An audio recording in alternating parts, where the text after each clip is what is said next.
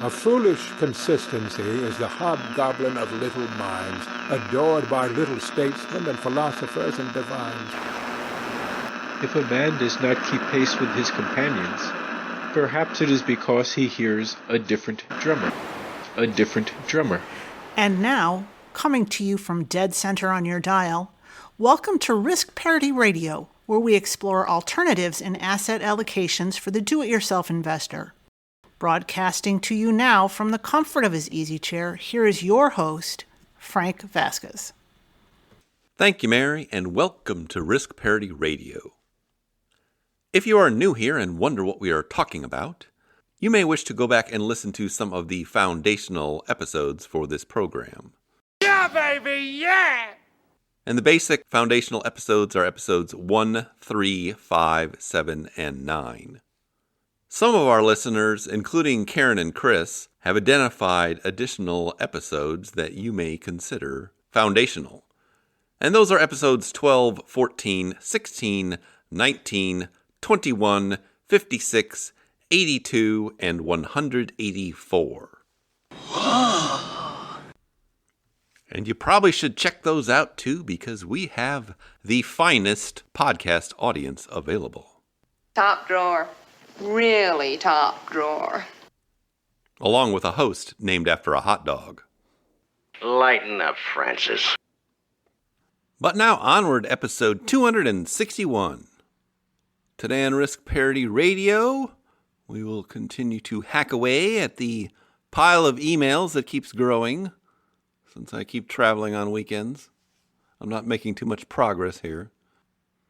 Looks like you've been missing a lot of work lately. I wouldn't say I've been missing it, Bob. But we'll do what we can do. And without further ado... Here I go once again with the email. And... First off, an email from My Contact Info. Oh, I didn't know you were doing one. Oh, sure. And My Contact Info writes... Frank, continue to enjoy your podcasts. Thank you. Below is a topic that most are aware of, but I thought the below article provides meaningful detail. You are correct, sir, yes! All right, what he is referring to here is an article from Michael Kitces. It is entitled, Navigating the Capital Gains Bump Zone When Ordinary Income Crowds Out Favorable Capital Gains Rates. And this is about the phenomenon that your capital gains income for a year, any given year under U.S. federal tax law, stacks on top of the ordinary income. And so the amount of ordinary income, in effect, changes your capital gains tax rates. And not only that, the capital gains tax brackets do not exactly line up with the ordinary income brackets, making it even more complicated. Don't be saucy with me, Bernays. So it is something that you should be acutely aware of as a U.S. taxpayer, particularly if you have significant capital gains. And I will link to the article in the show notes, although the topic is not very conducive to discussing on a podcast because it gets very complicated very quickly, and you do need to be looking at the brackets and charts and graphs that are presented there. In the end, though, I'm not certain how helpful it is to be talking about bump zones of higher taxation for small amounts of money. What really matters in the end is what you would call your effective tax rate, being when all is said and done, how much of your total income will you have to pay in taxes? And so I always try to focus on that and do the calculations using some tax software. And for most people, especially retirees, the time to really focus on this is in the fourth quarter of every year, because by that time you have a sense of what your income has been like for the year, and then you can decide whether you're going to do any IRA conversions, tax loss harvesting, or make any other moves, if you will. I like to move it, move it. I like to move it, move it. I like to move it, move it. You like to move it. In terms of your assets, so that you can minimize the tax burden. And when I say minimize the tax burden, it should be done over time, because You can easily fall into the trap of minimizing your tax burden for one particular year and then ending up with even more to pay in other particular years. So it tends to be better to spread out your income over as many years as possible, thereby keeping yourself in the lower tax brackets on a marginal basis. Yes!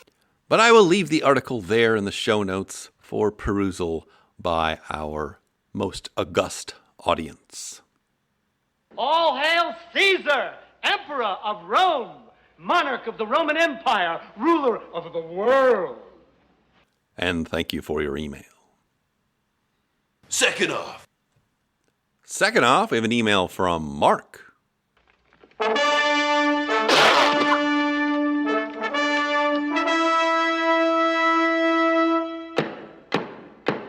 All hail the commander of His Majesty's Roman legions, the brave and noble Marcus Vindictus. And Mark writes, Hi, Frank. I know you made the request a while back for suggestions of additional foundational episodes, but I just got finished listening to all of the episodes and had a couple of recommendations. Yeah, baby, yeah! I thought that both episodes 208 and 209 should totally be added to your recommended list. 208 is a well-crafted masterpiece to explain investing in a creative way to beginners. Loved it. Bing! 209 does a really great job rebutting financial myths that so commonly get thrown around. It actually made me realize that I was holding on to some of those myths in my own financial independence planning, so I really appreciated that episode. Bing again! Looking forward to many more episodes. Keep up the great work. Mark. Bing! Bing!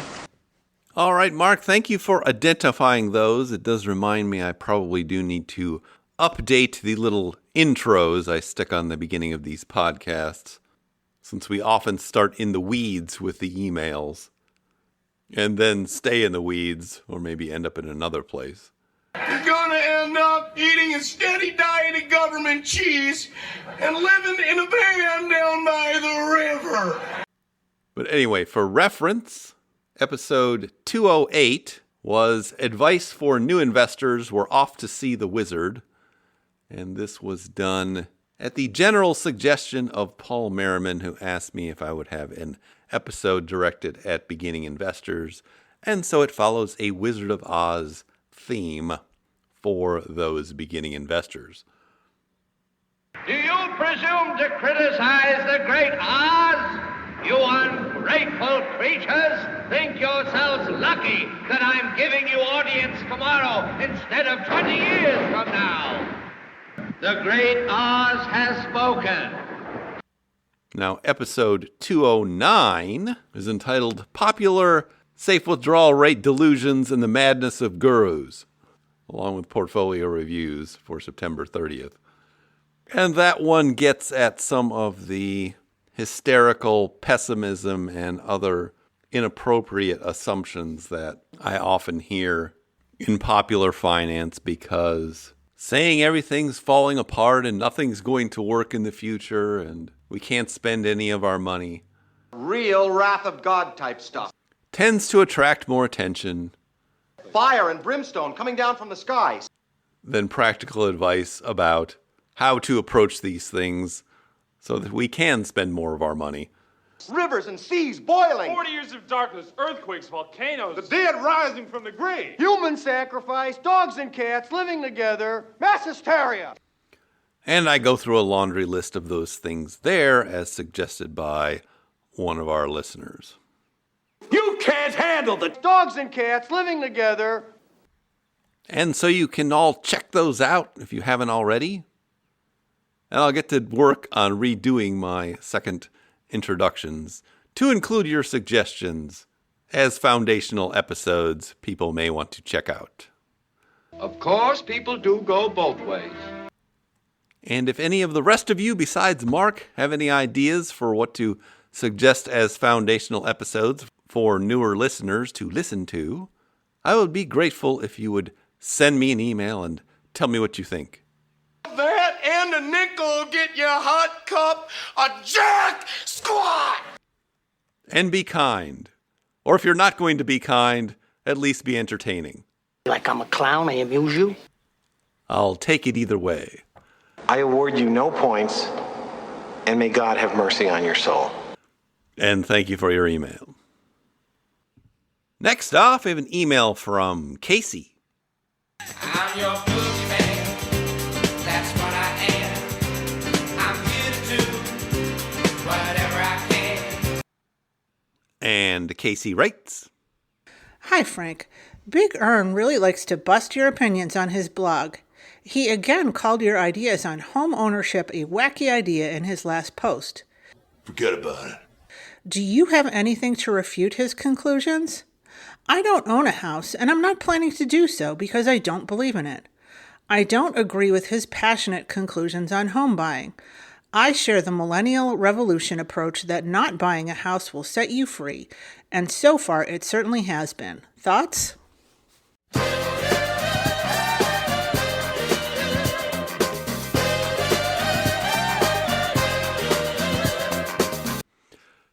Well, Casey, Karsten and I are a little bit fond of taking intellectual shots at each other now and again.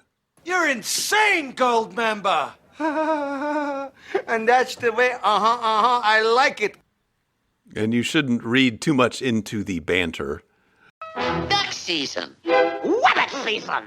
Duck season. Wabbit season. Because it really is kind of like that cartoon celebrity death match we talked about back in episode 223.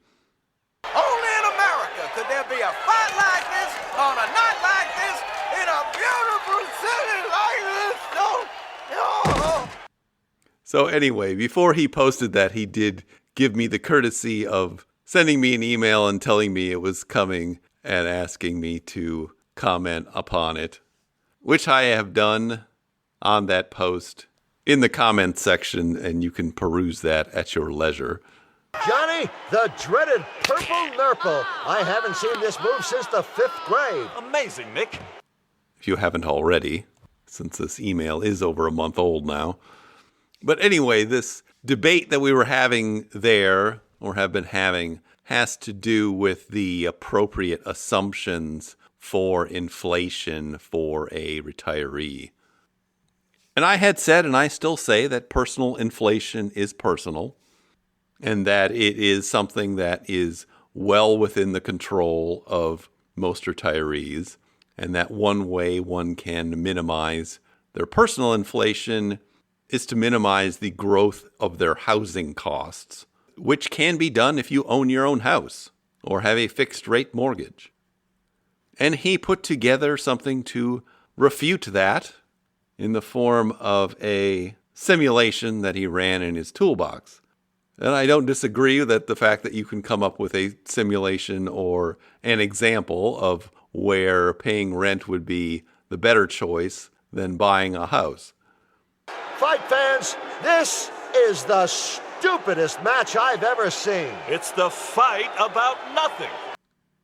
But it's kind of just looking at one tree within a large forest. And what that forest tells you, and what the research has told us, is that the inflation rate for an average retiree in the United States, and this comes from David Blanchett and then from Morningstar, is approximately 1% less than the CPI. And that includes all retirees, who granted are mostly older retirees, but it does include all the ones that Blanchett has surveyed. And my observation was, well, if that is the average capability of managing expenses for all retirees, then somebody with some intentionality ought to be able to do even a little bit better than that. The consequences of that for your safe withdrawal rate are that it tends to raise the safe withdrawal rate. So if your personal rate of inflation is 1% less than the CPI, that in effect raises your safe withdrawal rate of the money you can take out of your portfolio by about 0.6%, as found by Morningstar in their recent analysis that came out in December of 2022. Now, as to housing, usually this is done in more of a lumpy way in terms of reducing expenses and then maintaining that reduction over time. And Karsten's experience is exactly that. If you look at his earlier posts about him retiring from San Francisco, moving from there, doing some geo arbitrage to a lower cost area, and then buying a different house, obviously that reduced his overall housing costs by a great deal.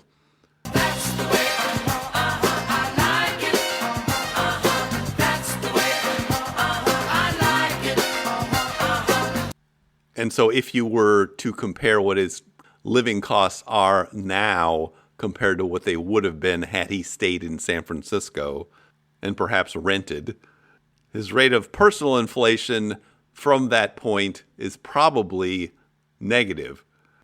But I did suggest in the end of my post, commenting on his post, that perhaps it would be interesting for him to run those figures since he had those at hand and he had already discussed them before in his blog there.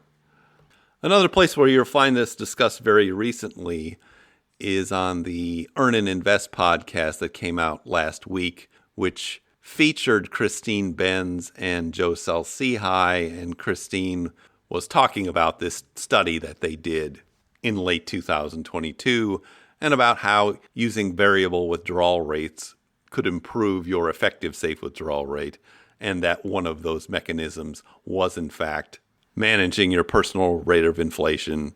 And she did mention housing costs as one of the ways to do that.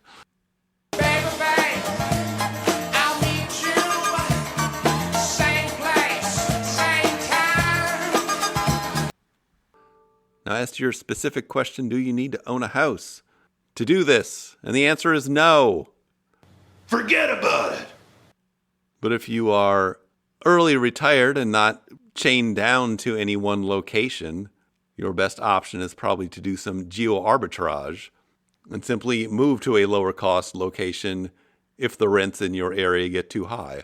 And that would be another way of minimizing your housing costs and reducing your personal inflation rate, thereby allowing you to have a higher safe withdrawal rate. And so there are many ways to skin this cat.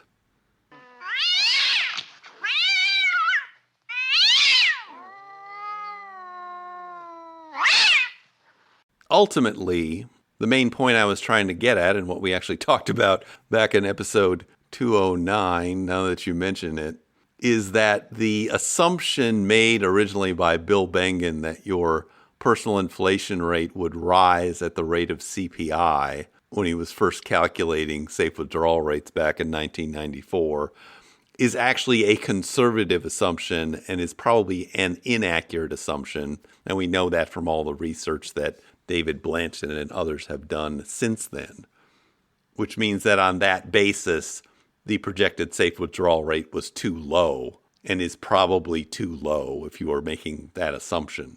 So you can either adjust what you are doing to reflect inflation or simply recognize it as a buffer or additional fail-safe. You need somebody watching your back at all times. Our own personal experience since 2020 is that our expenses actually have declined overall, and for a variety of reasons. And I do anticipate that they will decline further in the future, especially after we finally move out of our big family raising house into something less expensive, as Karsten's family has also done. So as long as you understand the principle that personal inflation is personal, and that if it's below what the CPI says, your safe withdrawal rate, as commonly calculated, is likely to be higher than it otherwise would be according to the calculation. Did you see the memo about this? If you understand those principles and can apply them, then I've gotten my message across. Didn't you get that memo? Regardless of what simulations others may propose. I'll go ahead and make sure you get another copy of that memo. Okay? And thank you for that email.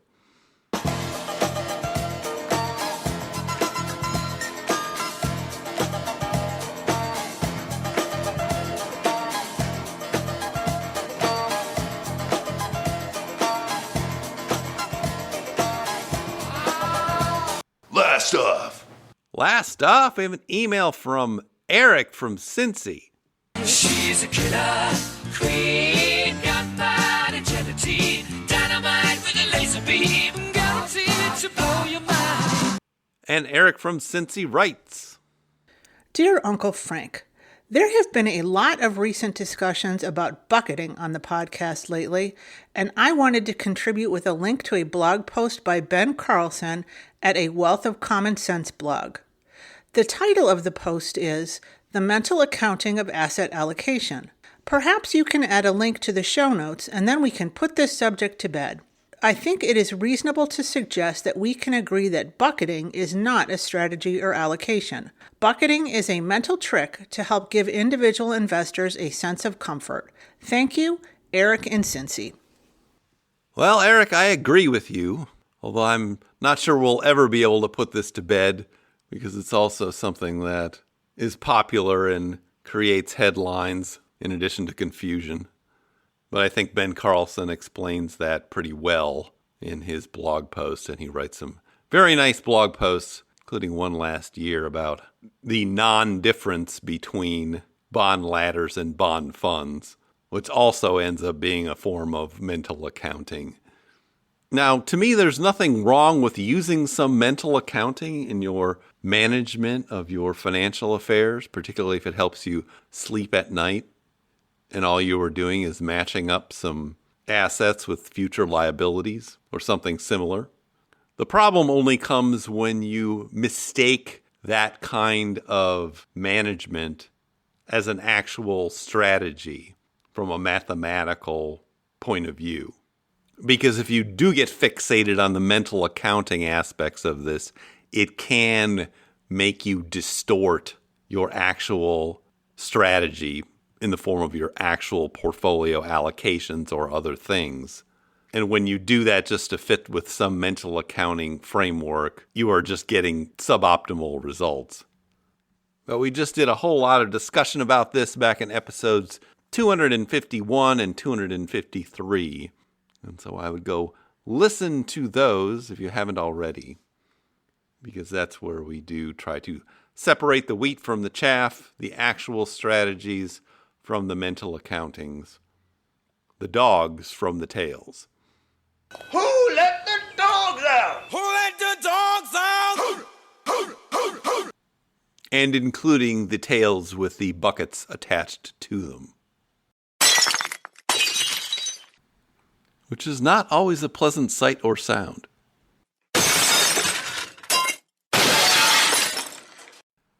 But I will link to this in the show notes, and I'm sure we will continue to beat this dead horse on occasion.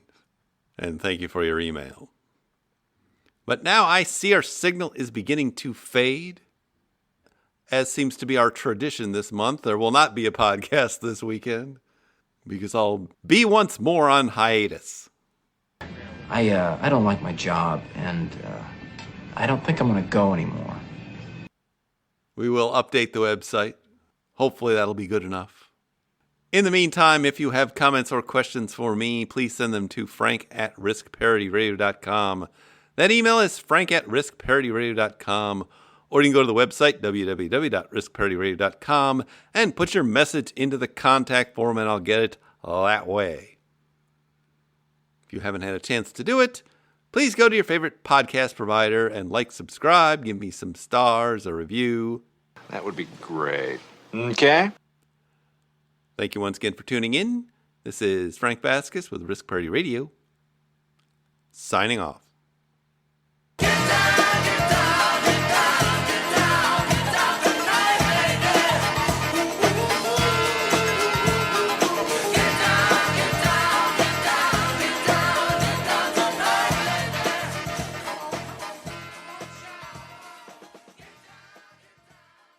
The Risk Parity Radio Show is hosted by Frank Vasquez.